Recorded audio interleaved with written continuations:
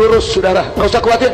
Ulama-ulama kita di Indonesia yang lurus masih banyak, yang istiqomah masih banyak, yang berjuang untuk Allah dan Rasulnya masih banyak, saudara. Mereka-mereka yang menjual agama, menjual ayat Quran, enggak, mereka enggak seberapa banyak. Cuma berita mereka di blow up, dibela oleh medsos, ditopang oleh finansial yang kuat, saudara. Seolah-olah suara mereka mewakili seluruh ulama. Kurang ajar. Beredar surat somasi yang diduga dilayangkan oleh PT Perkebunan Nusantara, PTPN, 8 meminta pesantren alam agrokultural Markas Syariah di Kecamatan Megamendung, Kabupaten Bogor, Jawa Barat untuk segera dikosongkan. Pesantren tersebut diketahui milik Imam Besar Front Pembela Islam, FPI, Rizik Syihab. Perintah pengosongan lahan yang sudah dibangun pesantren dilayangkan lewat surat berkop PTPN 8 dengan nomor SB 11/6131/12/2020 tertanggal 18 Desember tahun 2020. Surat somasi tersebut merupakan yang pertama dan terakhir. Surat itu menjelaskan bahwa lahan yang dibangun pesantren oleh Yayasan Pesantren Agrokultural Megamendung merupakan aset milik PT Perkebunan Nusantara 8 berdasarkan sertifikat HGU nomor 299 tanggal 4 Juli tahun 2008. Tindakan saudara tersebut merupakan tindak pidana penggelapan hak atas barang tak bergerak, larangan pemakaian tanpa izin yang berhak atau kuasanya dan atau pemindahan sebagaimana yang diatur dalam pasal 385 KUHP, Perpu nomor 51 tahun 1960 dan pasal 480 KUHP, tulis isi surat tersebut.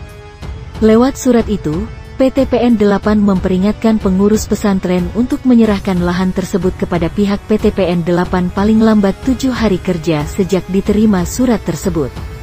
Saudara tidak menindaklanjuti, maka kami akan melaporkan ke kepolisian, cek Polda Jawa Barat, tulis bunyi surat tersebut. Aziz Yanuar mengakui bila pihaknya sudah mendapatkan surat somasi tersebut pada Selasa, 22/12 kemarin.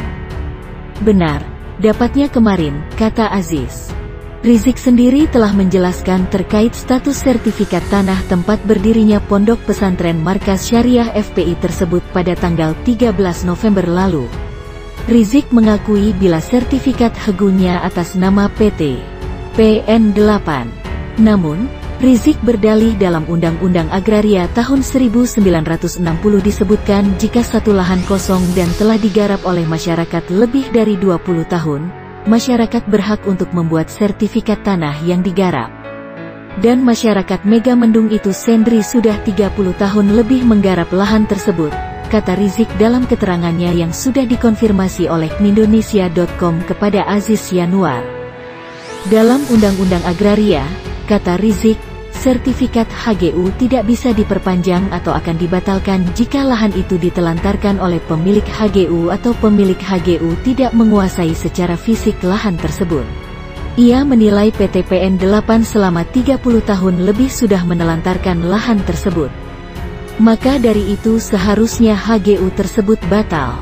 Jika sudah batal maka HGU-nya menjadi milik masyarakat, ujar Rizik. Lebih lanjut, Rizik menyatakan awalnya pengurus yayasan yang mendirikan pesantren agrokultural itu membayar sejumlah uang kepada petani penggarap lahan tersebut.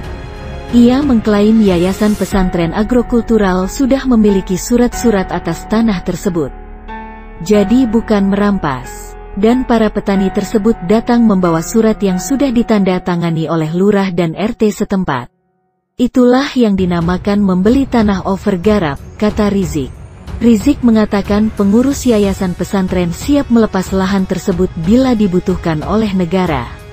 Namun, ia meminta adanya ganti rugi uang keluarga dan umat yang sudah dikeluarkan untuk beli over garap tanah dan biaya pembangunan yang telah dikeluarkan. Agar biaya ganti rugi tersebut bisa digunakan untuk membangun kembali pesantren Markas Syariah di tempat lain, kata Rizik. Indonesia.com sampai saat ini belum berhasil mendapat keterangan dari pihak PT Perkebunan Negara 8 terkait surat somasi tersebut hingga berita ini diturunkan.